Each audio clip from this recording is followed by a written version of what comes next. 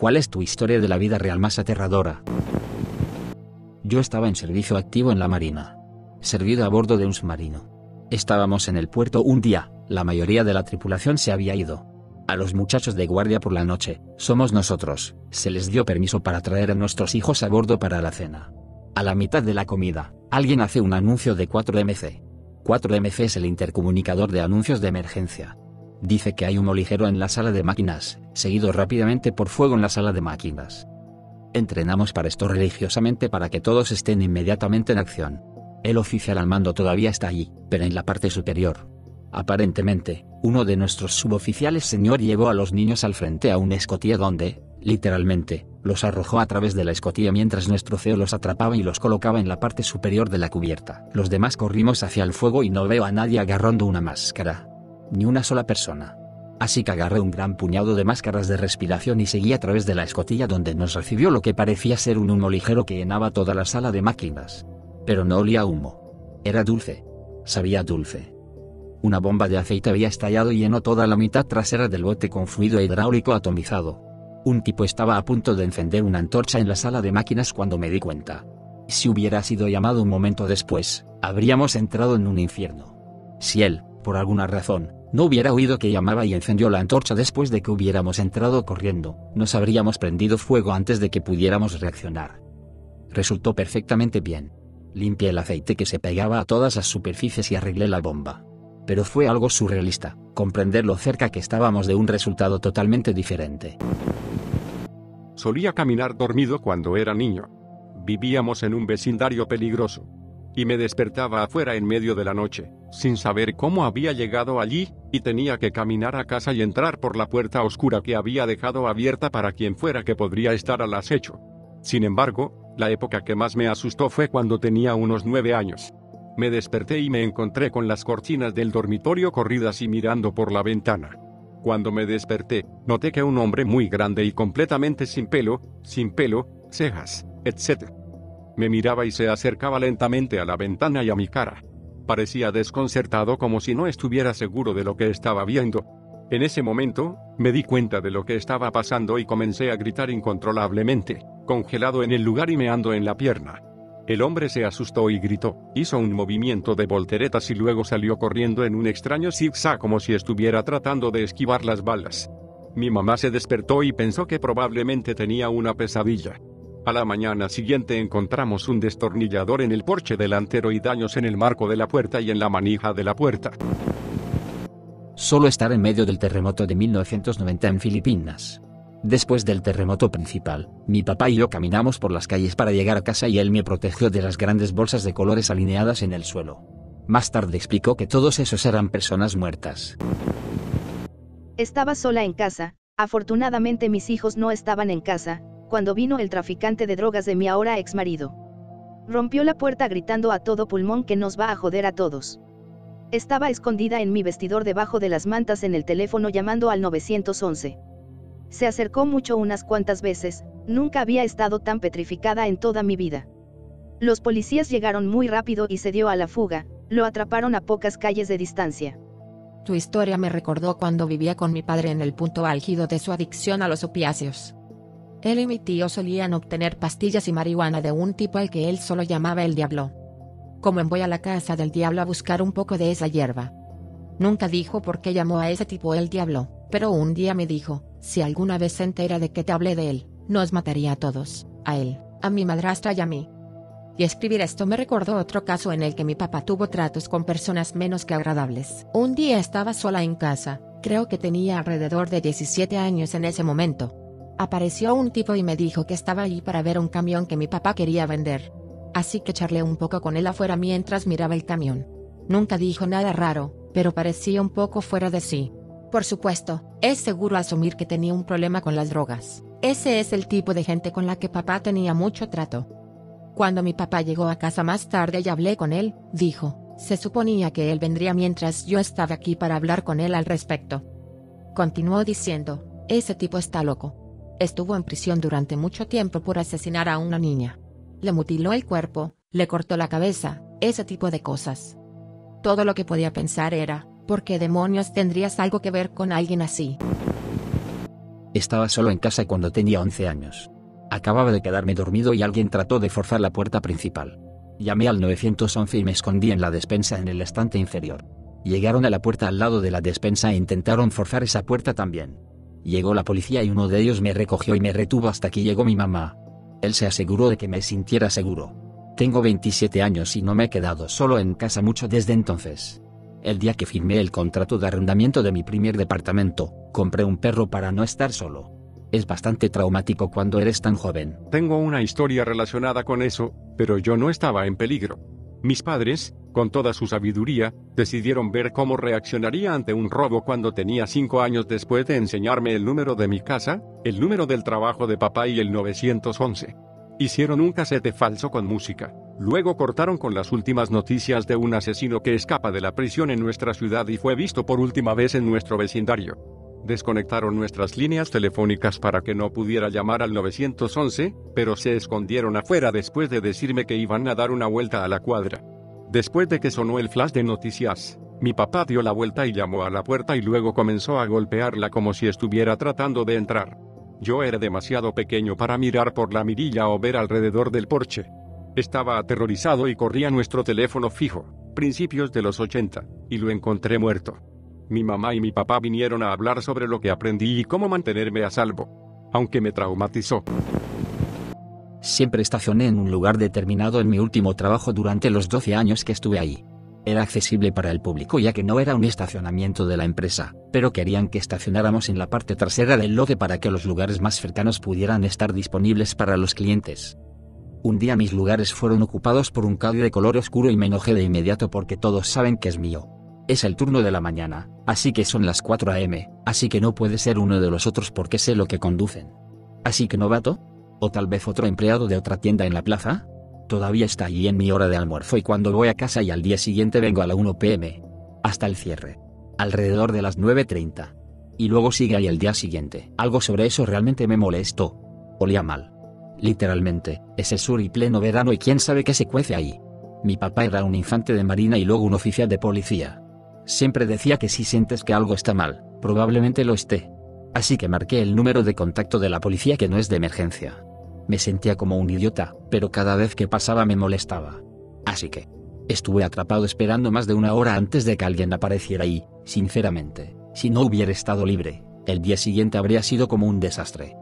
Pero esperé, sobre todo porque puedo ser realmente un hijo de puta mezquino y ese es mi lugar, maldita sea. Aparecen los policías, todos molestos porque quién sabe cuántas llamadas de no pueden estacionar aquí reciben. Sin embargo, revisan la matrícula y luego las cosas se vuelven locas.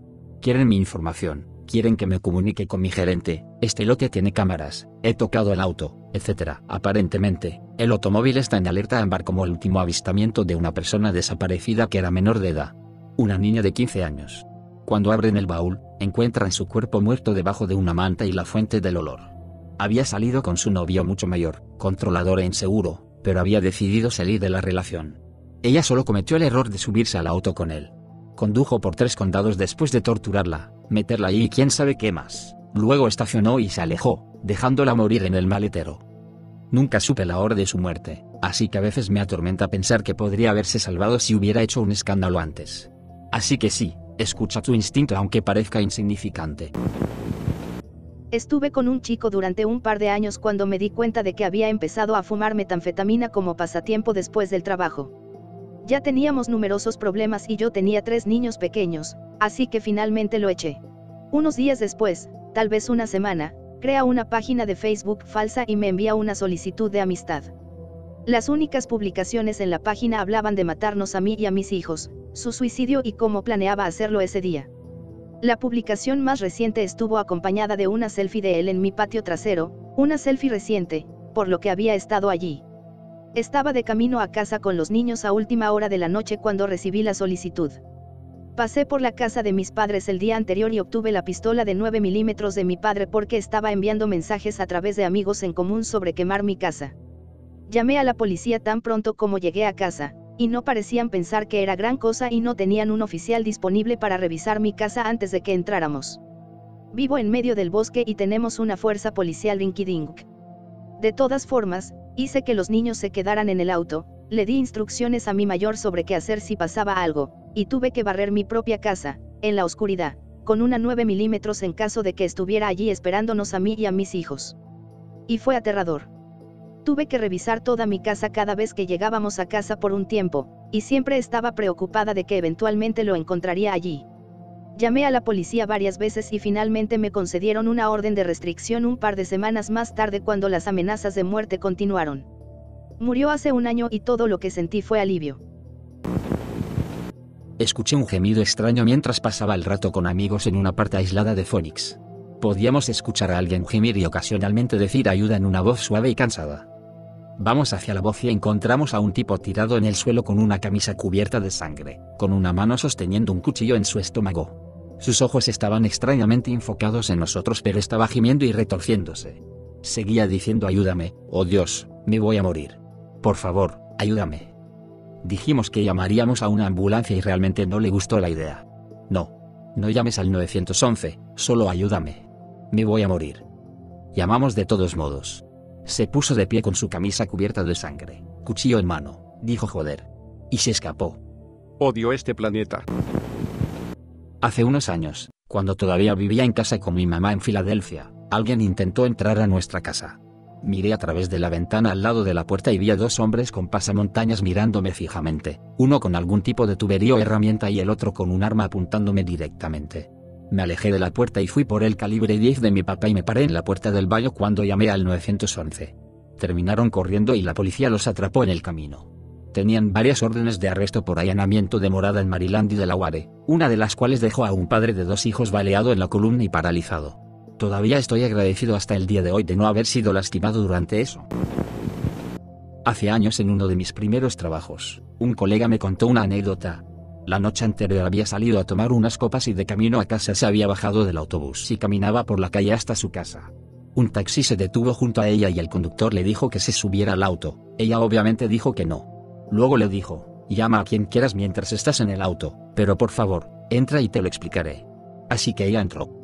Resulta que caminando hacia ella vi un tipo en toples, descalzo y con un machete en la mano. El taxista ya había llamado a la policía, pero luego vio a mi colega, así que se detuvo para cuidarla. Salía de una tienda de comestibles en Vermont en el 99. Pasé junto a una pareja joven, tal vez de unos 20 años, con un niño pequeño y un bebé. Estaban discutiendo en voz alta, pero elegí ocuparme de mis propios asuntos. La discusión se detiene cuando ella comienza a irse. Lo descarto, y empiezo a alejarme, cuando escucho 4 o 5 disparos. Vi suicidarse con el último disparo a través de mi espejo retrovisor. El tipo mató a su esposa e hijos antes de suicidarse. Todavía tengo pesadillas sobre lo que vi. Cuando aprendí por primera vez que algunas de las personas más amables pueden estar lidiando con algunos demonios terribles. Cuando era más joven, alrededor del 2º o 3er grado, tenía una tutora de matemáticas en ese momento. Ella era la amiga de mi mamá de AA, realmente no lo entendía en ese momento, era una dama muy agradable y la razón por la que soy tan bueno con las matemáticas incluso hasta el día de hoy. Uno de los días que se suponía que iba a venir, mi madre no pudo comunicarse con ella, así que mi madre se preocupó y dimos un paseo para ver cómo estaba y ver si estaba bien. Cuando llegamos a su casa, la encontramos tan borracha, tirada en el suelo y ni siquiera podía ponerse de pie. Mi mamá tuvo que llamar a una ambulancia. Más tarde ese día mi mamá tuvo que explicarme lo que pasó y que ella había fallecido. Me enseñó ese día que no importa lo bien que se vean las cosas por fuera para algunas personas, los demonios dentro de ellos pueden estar a solo unos momentos de llevárselos. Cuando tenía 17 años, el esposo de mi madre tuvo este colapso mental e intentó matarla. Me estaba recuperando de una cirugía de rodilla en ese momento, pero aún así salí corriendo de mi habitación para ver qué estaba pasando.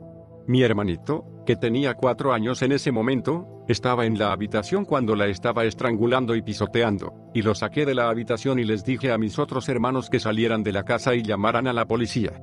Tuve que derribarlo para quitárselo de encima y lo había inmovilizado contra la lavadora y la secadora y le grité que se fuera. Traté de encerrarlo en su habitación para que saliera de la casa y buscara a mis hermanos y él solo me empujó y fue a la cocina a agarrar un cuchillo. Estaba tratando de lastimarse a sí mismo porque en el pequeño periodo de tiempo había llamado a la policía.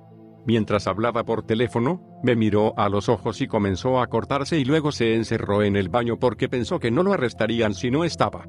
Lo que más me asustó fue lo tranquilo que estaba cuando dijo me está engañando, así que si no puedo tenerla, nadie más lo hará mientras le gritaba. No tengo idea de cómo se lo quite de encima porque medía 1.90 y pesaba 135 kilos.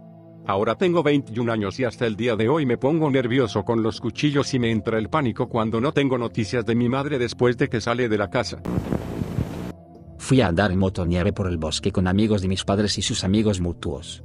Un psicópata decidió atar un alambre de hierro a lo largo del camino de árbol en árbol. El trineo frente a mí iba a unos 95 kilómetros cuando el cable los decapitó a ambos en el cuello. El trineo y sus cuerpos continuaron hasta que se salió del camino. Sus cabezas en sus cascos permanecieron en la nieve. Esto sucedió en Maine.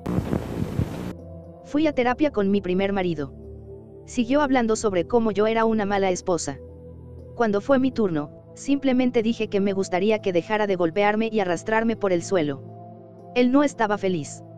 El terapeuta me pidió que asistiera sola a la próxima sesión. El esposo quería saber qué le dije al terapeuta. Ni siquiera puedo recordar lo que dije. Cuando llegamos a casa, tomó mis llaves, localizador, anteojos y trató de encerrarme en el dormitorio. También cortó el teléfono fijo. Me tomó 2 intentos pero finalmente escapé con lo que pude meter en mi auto. Esto fue hace más de 20 años, todavía tengo pesadillas. Constantemente me decía que si lo dejaba me mataría. Así que me alegro de haber salido. De principios a mediados de los 90 en Irlanda del Norte. Yo era un niño de alrededor de 8 o 9 años. El sol brillaba y era temprano en la tarde. Mi papá necesitaba devolver un libro de la biblioteca en St. Kill, un área protestante lealista en Belfast. Éramos católicos, y el St. Kill era notoriamente peligroso en ese momento, todavía lo es en menor medida. Así que ya estaba un poco nervioso, solo sabiendo la reputación del lugar. Sin embargo, mi padre era genial, no parecía preocupado ni nada, no es como si tuviéramos católico impreso en nuestras frentes. Sin embargo, dijo que tenía que fingir que tenía un nombre diferente si alguien me preguntaba. Mi nombre es uno que lo marca como católico, así que adopté un nombre protestante para el viaje. Llegamos a un camino que conducía a un cruce, al otro lado del cual se encontraba un enclave predominantemente católico republicano. Nos dirigíamos a la derecha, por un camino largo y sinuoso, pero más adelante en el camino, hacia la intersección, pudimos ver un grupo de hombres. Uno de ellos corría de un lado a otro por la carretera, transmitiendo información entre 2 grupos de personas. Algunos miraban al otro lado de la carretera hacia el área católica, otros hablaban con un hombre en un automóvil estacionado pero en marcha. Uno en particular sobresalía, tenía cabello largo y una chaqueta de cuero y era muy alto, al menos en comparación con los otros hombres. Todo me parecía sospechoso incluso a mí cuando era niño, aunque no sabía por qué, pero el comportamiento de mi padre cambió a uno más serio y tranquilo, y lo tomé como una confirmación de que no estábamos a salvo. Él era de Belfast. En ese momento vivíamos en un pueblo en las afueras de Belfast, y creció cuando las cosas estaban en su peor momento aquí, por lo que conocía las cuerdas y conocía las señales de que algo estaba sucediendo. No caminábamos hacia los hombres, así que no fue un problema. Cruzamos a la derecha y empezamos a alejarnos. Fue entonces cuando una mujer se nos acercó. Era de mediana edad con cabello rojo corto. Ella nos vio venir e hizo una línea recta decidida hacia nosotros. Parecía preocupada, nerviosa. Ella comenzó a interrogar a mi padre de inmediato, preguntándole quién era y de dónde venía. Ella estaba hablando de una manera de estoy haciendo mi mejor esfuerzo para sonar casual pero estoy fallando. Podía sentir que todo mi cuerpo comenzaba a hervir de miedo, y sentí como si estuviera a solo unos minutos de ser descubierto. Era como una película de terror en la que alguien se encuentra en un pequeño pueblo donde todos pertenecen a una secta o algo así, y tratan de pasar desapercibidos, pero generan sospechas y se pierden en una paranoia cada vez mayor. De repente tuve visiones de mi papá recibiendo un disparo y yo gritando sobre su cadáver, tal vez incluso recibir un disparo a pesar de ser un niño. Cuanto más hablaban mi papá y la mujer, más empezaba a perder la capacidad de oír, como si mi cabeza estuviera bajo el agua. Estaba sosteniendo la mano de mi papá y estaba luchando por mantener el agarre debido al sudor que me salía de la palma de la mano. No sabía cómo ni por qué, pero algo primitivo en mí reconoció que estábamos en grave peligro. Estaba claro que ella era parte de lo que estaba pasando a la vuelta de la esquina y estaba tratando de manejar y analizar el flujo de tráfico peatonal, especialmente el de extraños como nosotros. Dado que ella y nosotros éramos las únicas personas en la calle, había estado haciendo un buen trabajo. Estaba pescando intensamente información sobre nosotros. Mi papá se mostró tranquilo y respondió a sus preguntas sin revelar mucho, haciendo un mejor trabajo de ser casual que ella. El área de la que éramos, explicó, era mixta, es decir, protestante y católica, y fingió disgusto por ese hecho, tratando de señalar que odiaba a los católicos y estaba un poco molesto por tener que vivir entre ellos, sin realmente usar nunca esas palabras. Fue sutil, y estaba aterrorizado de tener que participar en la conversación porque no hay forma de que pueda bailar alrededor de la verdad tan bien como lo estaba haciendo mi padre.